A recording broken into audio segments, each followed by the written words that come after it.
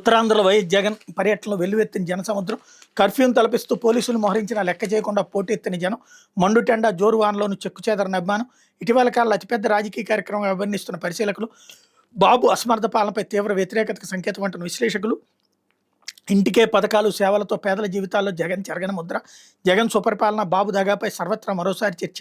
హామీల ఎగవేత, మోసాలమయంగా కూటమి 16 నెలల పాలన అన్నటువంటి వార్తని హైలైట్ చేశారు. ఇకపోతే ప్రాణవాయువు అందక ప్రాణం పోయింది అంటూ అర్ధరాత్రి వేళ ఊపిరాడక విద్యార్థినికి అస్వస్థత. ఉదయం 6 గంటలకు తల్లిదండ్రులకు సమాచారం ఇచ్చిన కేజీబీవీ ఉద్యోగులు. బ్రహ్మసముద్రం పిహెచ్సిలో విద్యుత్ లేక గంటపాటు ఆక్సిజన్ అందని వైనం. కళ్యాణదుర్గం ఆర్జీటీ ఆసుపత్రికి తరలింపు, చికిత్స పొందుతూ మృతి. సకాలంలో ఆక్సిజన్ పెట్టుంటే బతికేదంటున్న కుటుంబ సభ్యులు అన్నటువంటి వార్త. అట్లాగే బీసీ హాస్టల్ విద్యార్థులకు అస్వస్థత, వాంతులు, విరోచనాలు, కడుపు నొప్పితో బాధపడుతూ పెదనందిపాడు పిహెచ్సిలో చేరిన 54 మంది విద్యార్థులు ఫుడ్ పాయిజనే కారణమని ప్రాథమికంగా అంచనా అన్నటువంటిది హైలైట్ చేశారు. ఇకపోతే చెవిరెడ్డి మోహిత్ రెడ్డికి సుప్రీం ముందస్తు బెయిల్. కక్ష సాధింపుతో చేయాలని చూస్తున్నారు అంటూ కారులో డబ్బు దొరికిందంటూ కేసులో ఇరికించారు. ఇప్పటికీ ఇదే అక్రమ కేసులో ఆయన తండ్రి జైల్లో ఉన్నారు. కుమారుని కూడా జైల్లో పెట్టాలని చూస్తున్నారు. విచారణకు సహకరిస్తామని పిటిషనర్ చెప్పారు. ఎప్పుడు పిలిచినా వస్తామన్నారు.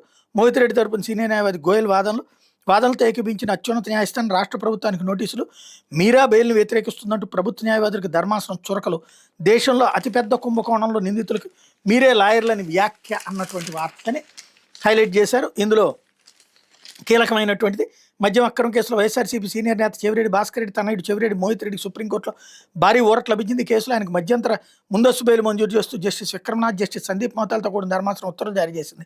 ముందస్తు బెయిల్ను తిరస్కరిస్తూ గతంలో హైకోర్టు ఇచ్చిన ఉత్తర్వులను సవాల్ చేస్తూ మోహిత్ రెడ్డి దాఖలు చేసిన పిటిషన్పై శుక్రవారం సుప్రీంకోర్టు విచారణ చేపట్టింది. ఈ సందర్భంగా ఆంధ్రప్రదేశ్ ప్రభుత్వం తరపున హాజరైన సీనియర్ న్యాయవాదుల వాదనలను తోసిపుచ్చిన ధర్మాసనం మోహిత్ రెడ్డికి మధ్యంతర రక్షణ కల్పించింది. ప్రభుత్వం చెప్పాలనుకుంటున్న వాదనలకు 4 వారాల్లో కౌంటర్ అఫిడవిట్ రూపంలో దాఖలు చేయాలని ఆదేశించింది. ఈ మేరకు రాష్ట్ర ప్రభుత్వానికి నోటీసులు జారీ చేసింది. ఆ తర్వాత పిటిషనర్ 2 వారాల్లోకి రిజాయిండర్ దాఖలు చేసేందుకు చెవిరెడ్డి మోహిత్ రెడ్డికి అవకాశం కల్పించింది.